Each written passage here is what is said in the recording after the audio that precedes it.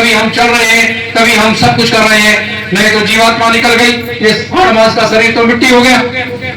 तो आप इसको देखने का प्रयास करो, इसको जानने का प्रयास करो, और इसका वो खजाना कहाँ है जहां जीवात्माओं का अपार भंडार लगा है। जैसे कुम्हार मिट्टी का बर्तन बनाता है और अपने उसमें तमाम व्यवस्थाएं करके उसको तपाता है, उसको पकाता है, और उसी तरीके से जीवात्माओं का एक अपार भंडार की एक व्यवस्था है। 84 लाख जीवों का एक संगम है, 84 लाख जीवों को हमेशा यहाँ से ले जाना और लाना, ये क्रम इस मृतलोक का चलता रहता है। और ये माता पूर्णिमा के उस अंश से इसकी सबकी उत्पत्ति होती है, सभी जीवों की उत्पत्ति होती है।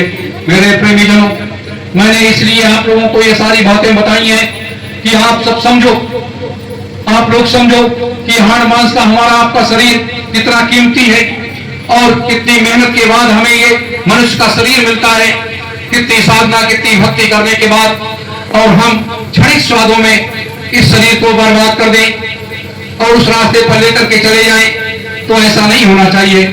मेरे प्रेमीजनों, ऐसा आप लोग मत करो। इस शरीर को स्वस्थ रखने का प्रयास करो, अच्छा खाओ, अच्छे तरीके से पहनो, अच्छे तरीके से रहो, लेकिन यह है साधना जरूर करो, सिमरन करो, ध्यान करो। भजन करने के बाद ये है भजन की वो ताकत।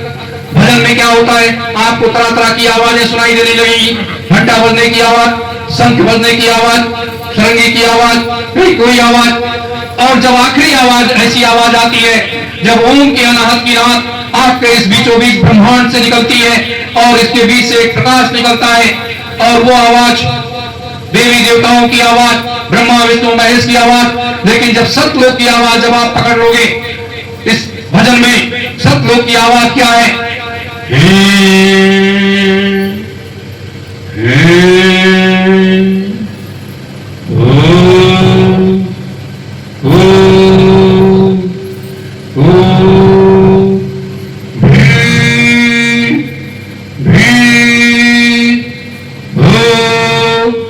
इस आवाज को जब आप पकड़ लोगे तब आप सतलोक के गामी बन जाओगे, और जब तक चाहोगे इस मृतलोक में रहोगे, और जब तक चाहोगे वहां रहोगे। मेरे प्रेमीजनों, ये चीजें हमारे महात्माओं ने, हमारे ऋषियों मुनियों ने नहीं बताई, इसलिए नहीं बताई कि आप लोग बैरागी बन जाओगे, सन्यासी बन जाओगे, गृहस्थ आश्रम से आप मुड़ जाओगे, गृहस्थ आश्रम आप छोड़ दोगे तो गृहस्थ आश्रम की मर्यादा भंग हो जाएगी। इसीलिए हमारे महापुरुषों ने, जिनको आत्मज्ञान था, प्रकाश था, परम पुरुष, परम पिता सतपुरुष भगवान ने भी, परम पूज्य स्वामी जी महाराज ने भी इस बात को नहीं बताया। इसीलिए नहीं बताया कि ये कलंक लग जाएगा, जबकि इसलिए कहा गया कि गृहस्थ आश्रम से बड़ा कोई आश्रम नहीं है। वो इसलिए बड़ा आश्रम है कि जब दो आत्माओं का मिलन होता है तो एक तीसरे जीव का आगमन होता है, एक तीसरी शक्ति सतलोक से चल करके माँ के गर्भ में आ जाती है, और माँ के गर्भ से बाहर आ करके इस मृतलोक के धरातल पर वो खड़ी हो जाती है। इसीलिए गृहस्थ आश्रम से बड़ा कोई आश्रम नहीं है। लेकिन मेरे प्रेमीजनों, मैंने ये बात इसलिए आप लोगों के बीच में रखी कि ये जीवन बड़ा अमूल्य है। इस अमूल्य भरे जीवन को संभाल लो, इसको खोने मत दो। देश और दुनिया में जो झंझावत स्थितियां हो रही हैं, इसको होने दो और इसको ऐसे चलने दो। इसको सिर्फ समाप्त करने के लिए मैंने कहा नहीं कि सत्ता वो चीज होती है, जब सत्ता सन्यासियों के पास जाती है तो सत्ता का अनादर निरादर नहीं होता, सत्ता का सम्मान होता है। और जब सत्ता सन्यासियों से दूर हो जाती है, सत्ता महात्माओं से दूर हो जाती है, तो उसका निरादर होता है, उसका आदर नहीं होता।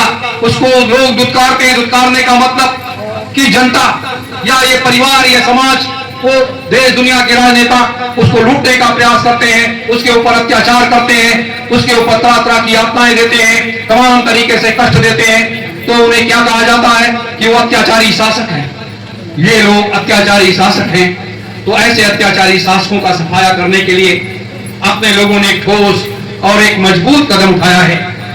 वो भारतीय सुभाष सेना का तो एक राजनीतिक कदम है, जो उत्तर प्रदेश उत्तराखंड के चुनाव को अपने लोगों ने एक चिन्हित किया है कि हमें इस चुनाव में सहभागिता निभानी है, चुनाव लड़ना है। और चुनाव लड़ने के बाद, क्योंकि चौथा महायज्ञ निश्चित है, 2029 की वो धारा जो नवंबर में 9 नवंबर 2029 में ये महायज्ञ आरंभ होगा, इसलिए आपको ये दोनों सत्ताओं की आवश्यकता है।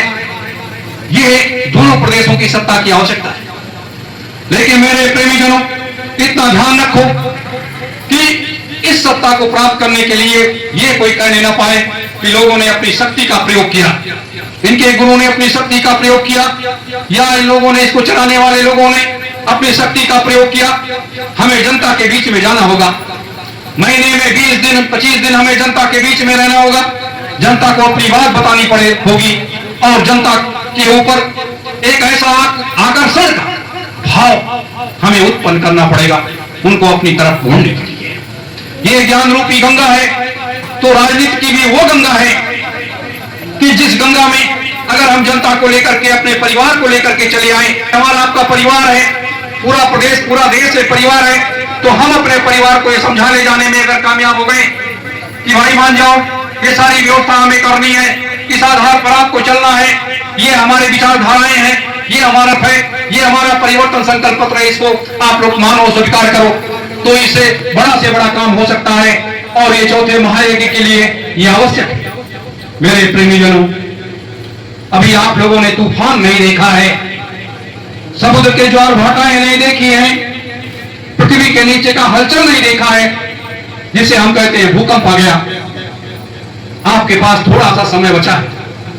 अगर इस थोड़े से समय में कर्मयोग के धरातल पर आप उतार लाएं, कर्मयोग के धरातल पर आपको उतरना होगा और उतारना पड़ेगा, तब आप उस सत्ता को प्राप्त कर लोगे। मेरे प्रेमीजनों, मैं इसलिए आप लोगों से कह रहा हूं, गुरु पूर्णिमा की पावन पूर्व संध्या पर कि ठान लो, हमें गुरु को ये गुरु दक्षिणा के रूप में ये देना है। चौथा महायज्ञ करना है तो गुरु दक्षिणा के रूप में ये चीज देनी है। इसीलिए सत्ता सन्यासियों, त्यागी तपस्वियों के बीच में होनी चाहिए। आज जैसे हम आप इतनी गर्मी में बैठे हुए हैं और उसके बाद भी हम हिल नहीं रहे, क्यों? क्योंकि इस धारा में हम सब लोग बहना चाहते हैं। यही एक धारा है जो सृष्टि की उस संरचना को बदलने का प्रयास कर रही है, सिर्फ मानवता के कल्याण के लिए, मानवता की रक्षा के लिए। और जब मानवता की रक्षा होगी तो पशु पक्षियों की, जीव जंतुओं की भी रक्षा होगी, और अगर मानवता की रक्षा नहीं होगी तो पशु पक्षी और जीव जंतुओं की रक्षा नहीं होगी। ये आप समझ लीजिए। इतना जरूर हम कहते हैं कि आप लोग जब अपने घरों पर जाओ, 1 घंटे सुबह निकाल लो, 1 घंटे शाम को निकाल लो और करो नाम जप, सिमरन करो, ध्यान करो, भजन करो।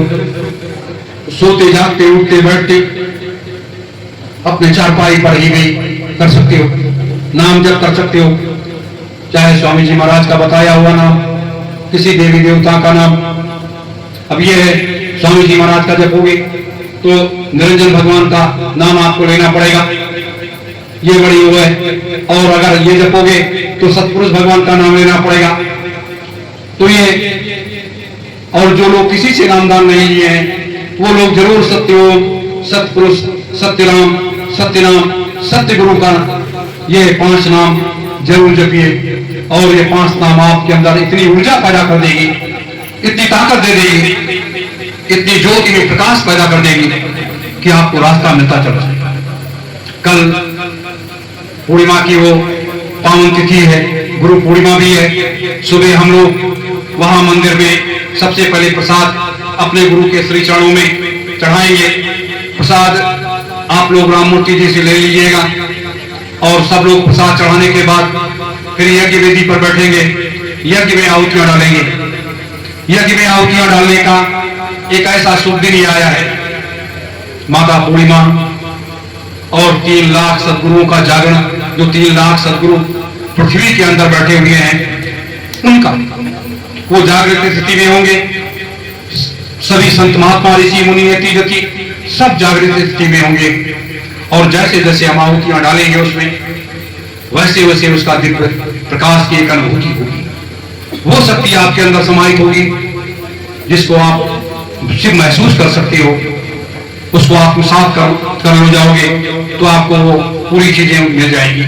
मेरे प्रेमीजनों, ये बात मैंने इसलिए आपके बीच में रखी है कि आप लोग समझो, जानो और जब आप समझोगे, जानोगे, तभी आपको रास्ता मिलेगा। ये हमारा आपका कार्य आरंभ हो गया है। अब ये कार्य रुकने वाला नहीं है। हम लोगों के बीच में जाएंगे, आध्यात्मिक परिक्षेत्र में भी लोगों को जगाएंगे, राजनीतिक परिक्षेत्र में भी जगाएंगे। ये राजनीति धर्म नीति का संबंध जैसे पति और पत्नी का संबंध होता है, उसी तरीके से ये राजनीति और धर्म नीति का भी एक वैवाहिक संबंध है। और ये दोनों पहियों को अगर आप साथ लेकर के चलोगे, दोनों पहियों को आप बराबर साथ लेकर के चलोगे, तभी रास्ता ये मजबूत होगा, वैसे रास्ता नहीं मजबूत होगा। अगर आपने किसी दूसरे को राजा बना दिया, जैसे वर्तमान में उत्तर प्रदेश में हम अपने सनातन धर्म को मानने वाले लोगों को, भगवा वस्त्र पहनने वाले को राजा बना दिया, जिसको हम बाबा योगी आदित्यनाथ जी कहते हैं, उनको राजा बना दिया। तो बाबा योगी आदित्यनाथ जी ने क्या करना शुरू किया? शराब का व्यापार करने लगे, मांस का व्यापार करने लगे, व्यभिचार का व्यापार करने लगे। तो ये सन्यासी को शोभा नहीं देता, ये सन्यासी को शोभा नहीं देता।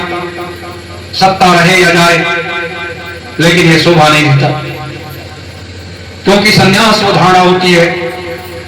सन्यासी कैसे व्यक्ति बनता है? अगर आप गृहस्थ आश्रम के नहीं हैं, तो सन्यासी जब बनता है व्यक्ति, तो सबसे पहले उसको दीक्षा दी जाती है मन, कर्म और वचन, 3 चीजों का आपको पालन करना पड़ेगा। 9 तरीके से ब्रह्मचर्य का पालन करना पड़ेगा। 9 तरीके से जो व्यक्ति ब्रह्मचर्य का पालन कर ले जाता है, उसे ही ब्रह्मचारी कहा जाता है, शेष को ब्रह्मचारी नहीं कहा जाता। और तीसरी चीज कि आपको झूठ नहीं बोलना है। चौथी चीज कि संन्यास आश्रम की मर्यादा को आपको बनाए रखना है।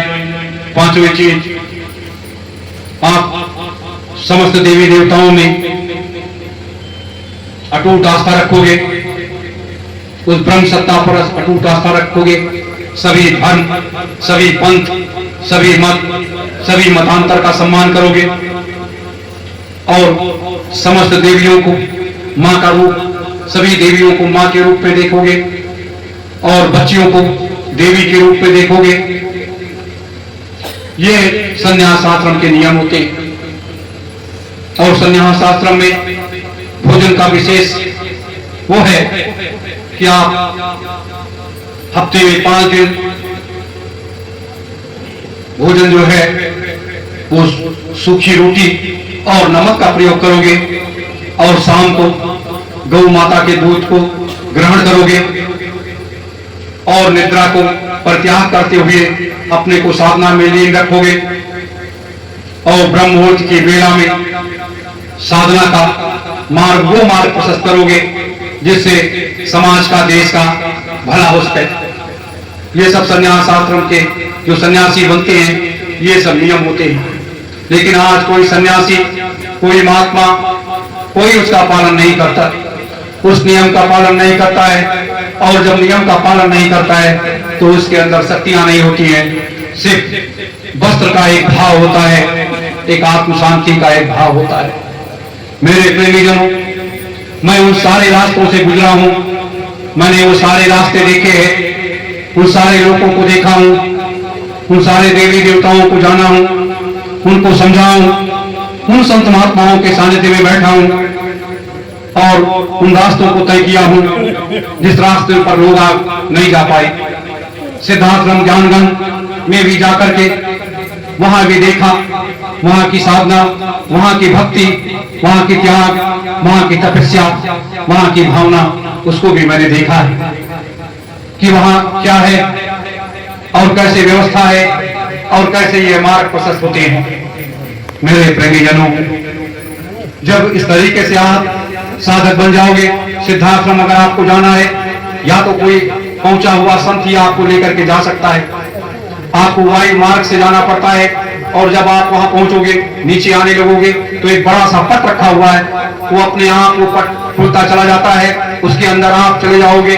उसके अंदर जाने के बाद एक बड़ा सा प्लेट रखा हुआ है, बहुत बड़ा, जिसमें लकड़ियां रखी हुई हैं। वो लकड़ियां थोड़ी सी आप उसको खा लेंगे तो आपका भूख और प्यास महीनों चला जाएगा।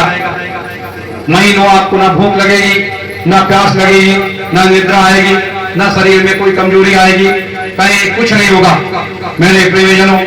और उसके अंदर कहीं बिजली का प्रकाश नहीं है, कहीं कोई नहीं है, सिर्फ एक दिव्य प्रकाश है।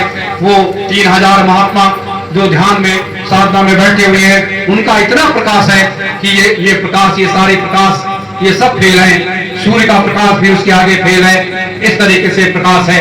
जब आप जाओगे, अगर जाओगे वहां, तो आप उनके पास जब बैठोगे तो आप घंटों नहीं, कई घंटे आपको बैठना पड़ेगा।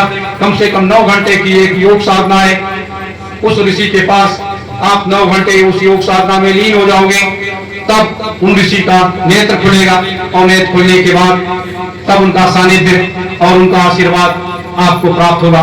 मेरे प्रेमी जनों, उन रास्तों को देखा हूं, उन कटीली झाड़ियों को भी देखा हूं, उन मार्गों को मैंने तय किया है कि ऐसी चीजें आज की आवश्यकता है। बस आप लोगों के बीच में रह करके इस रास्ते को इसलिए तय कर रहा हूं कि ये गुरु की आज्ञा है और ये हमारे कर्म का फल है। गुरु की आज्ञा भी है और कर्म का फल है कि जो इसको करना पड़ रहा है, जो इसे हम लोगों को करना पड़ रहा है। नहीं तो क्या जरूरत थी इसकी?